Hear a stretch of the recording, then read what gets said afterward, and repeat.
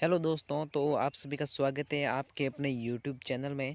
And guys, आज हम आपके लिए एक और न्यू वीडियो लेकर आ चुके हैं जो क्लास नाइन्थ के लिए है, जिसमें हम आपको बताएंगे कि क्लास नाइन्थ में भी जो एग्ज़ाम होने वाला है उसमें किस प्रकार के क्वेश्चंस आंसर आने वाले हैं। तो उसको हम पूरी डिटेल्स में हम आपको जानकारी बताएंगे। तो जल्दी से आपने अभी तक इस वीडियो को लाइक नहीं किया तो लाइक कर दें, एंड अगर चैनल पर न्यू है तो चैनल को सब्सक्राइब कर दें। तो चलिए वीडियो को कर देते हैं स्टार्ट। उसके बाद में ये विषय विज्ञान का पेपर है। ओके, उसमें आपको मैं प्रश्न बता देता हूँ कि किस प्रकार के आपके हैं। क्लास नाइन्थ में वो साइंस में है, वो प्रश्न आने वाले हैं। तो इसमें पहला प्रश्न आपको दिया गया है, निम्न में से शुष्क बर्फ के नाम से किसे जाना जाता है। तो वो शुष्क बर्फ किसे है वो कहा जाता है। तो इसमें आपको ऑप्शन दिए गए चार, इसमें से आपको चारों में से एक ऑप्शन को राइट करना है। उसके बाद में प्रश्न नंबर 2 है, कमरे के ताप पर कौन सा तत्व द्रव में पाया जाता है। तो इसका राइट आंसर है वो ब्रोमीन है, हो जाएगा। इसमें भी आपको चार आंसर दिए गए हैं। उसके बाद में प्रश्न नंबर 3 है, ऊष्मा तथा विद्युत की सर्वोच्चतम चालक है। तो वो इसमें आपका राइट आंसर हो जाएगा एल्यूमिनियम। बाकी चांदी, तांबा और पीतल इसके नहीं है। उसके बाद में प्रश्न नंबर 4 है, सोडियम तत्व का प्रतीक है। तो ये तो बिल्कुल ही सिंपल प्रश्न है। जो सोडियम का प्रतीक है वो Na होता है, ठीक है। उसके बाद में प्रश्न नंबर 5 है, तरल संयोजी उत्तक का उदाहरण है। तो वो अस्थि है, वो इसका उदाहरण है। उपास्थि और पेशी रक्त ये सब नहीं है। उसके बाद प्रश्न नंबर 6 है, वेग परिवर्तन की दर यानी कि वेग में परिवर्तन की दर क्या कहलाती है। तो वो त्वरण कहलाती है। इसका राइट आंसर हो जाएगा 6। उसके बाद प्रश्न नंबर 7 है, 4 न्यूटन एवं 3 न्यूटन के दो बलों एक ही वस्तु पर विपरीत दिशा में कार्यरत हैं, कण पर बल का परिमाण होगा। तो इसमें आपका राइट आंसर है वो आपको ही बताना है, या आपके लिए मैं छोड़ रहा हूँ। उसके बाद प्रश्न नंबर 8 है, ध्वनि की चाल अधिकतम होती है। तो वो ध्वनि है वो किस में अधिकतम चाल होती है उसकी। तो वो वायु, इसका राइट आंसर हो जाएगा। उसके बाद में आपको यहाँ पर रिक्त स्थान दिए गए और 9वां है, निम्न में से वायरस से होने वाला है वो रोग कौन सा है। तो इसमें आपका हैजा रोग राइट हो जाएगा। उसके बाद में यहाँ पर कुछ रिक्त स्थान के दिए गए हैं जो आपके एक एक नंबर के हैं। ये 10 से 14 तक हैं, 4 नंबर के। जिसमें पहला है, शरीर की संरचनात्मक एवं क्रियात्मक इकाई है। तो वो कोशिका कहलाती है। यहाँ पे आपका राइट आंसर हो जाएगा। उसके बाद है प्रश्न नंबर 11 है, अस्थि एक खाली जगह उत्तक का उदाहरण है। यहाँ पे भी आपको अपना आंसर लिखना है। उसके बाद में प्रश्न नंबर 12 है, विस्थापन एक खाली जगह राशि है। तो विस्थापन एक सदिश है, अदिश है, वो दोनों में से एक है, वो आपको बताना है। उसके बाद प्रश्न नंबर 13 है, संवेग का एसआई मात्रक क्या है, वो भी आपको बताना है। और प्रश्न नंबर 14 है, अश्व शक्ति में खाली जगह वाट होते हैं। तो वो भी आपको आंसर इसमें डालना है। ये एक नंबर के थे। उसके बाद में अब आपके अति लघुत्रात्मक प्रश्न है वो भी आ जाते हैं। तो भार का मात्रक बताना है आपको। उसके बाद में प्रश्न नंबर 16 है, तापमान 300 के को सेल्सियस इकाई में परिवर्तित कीजिए, जो कि आपको आता है, बिल्कुल सिंपल है। और एक है, अवगाद्रो संख्या लिखिए और क्या होती है ये अवगाद्रो संख्या, वो भी आपको लिखना है, ठीक है। उसके बाद है प्रश्न नंबर 18 है, धन आयनों के 3 उदाहरण लिखिए। तो धन आयन होते हैं, उनके 3 उदाहरण लिखने हैं आपको। उसके बाद है प्रश्न नंबर 19 है, उत्तक किसे कहते हैं।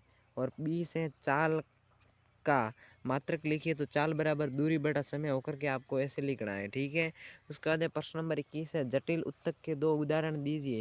यानी जटिल उत्तक और सरल उत्तक 2 प्रकार के उत्तक है, उसमें से जटिल उत्तक के 2 उदाहरण देने हैं आपको। उसके बाद में दूरी ग्राफ का ढाल क्या प्रदर्शित करता है। 22वां प्रश्न आपको कहता है कि दूरी ग्राफ या दूरी समय का ग्राफ क्या ढाल क्या प्रदर्शित करता है, ये आपका प्रश्न है।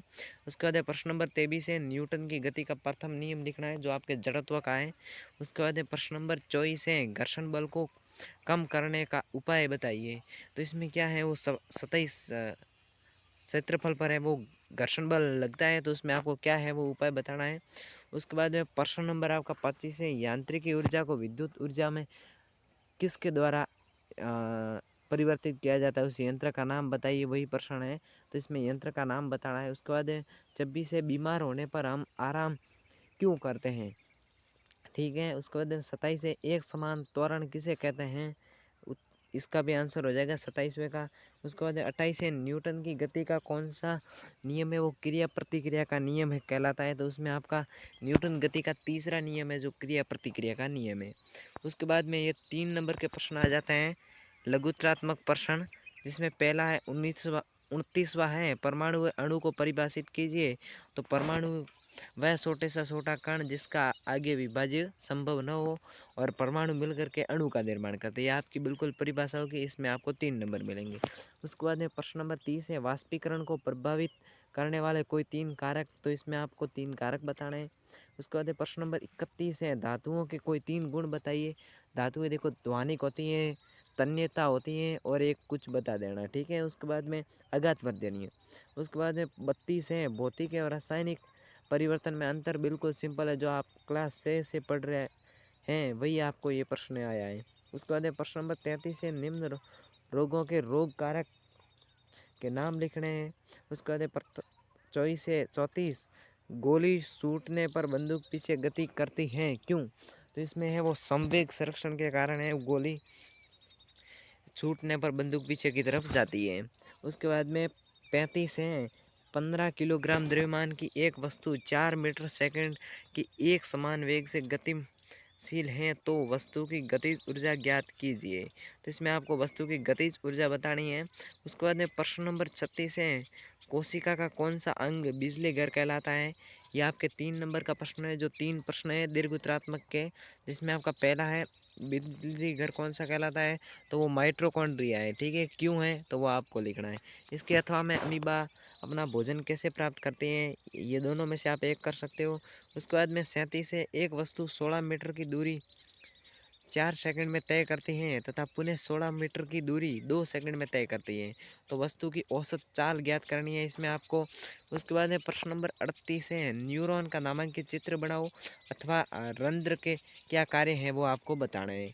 अब आपके निम्नात्मक प्रश्न आ जाते हैं जो 4 नंबर के हैं वो, ठीक है। उसका मैं पहला प्रश्न है 39वां निम्नलिखित के रासायनिक सूत्र लिखिए। जिसमें आपका पहला है सोडियम नाइट्रेट, हाइड्रोजन सल्फाइड, नमक और नाइट्रिक अम्ल। उसके बाद में इसके अथवा में दिया गया है निम्न का द्रव्यमान क्या होगा। निम्नात्मक के 3 प्रश्न है, तो निम्न का द्रव्यमान क्या होगा। या आप निम्न के रासायनिक सूत्र या निम्न का द्रव्यमान दोनों में से कोई भी एक कर सकते हो, आपको 4 नंबर मिल जाएंगे।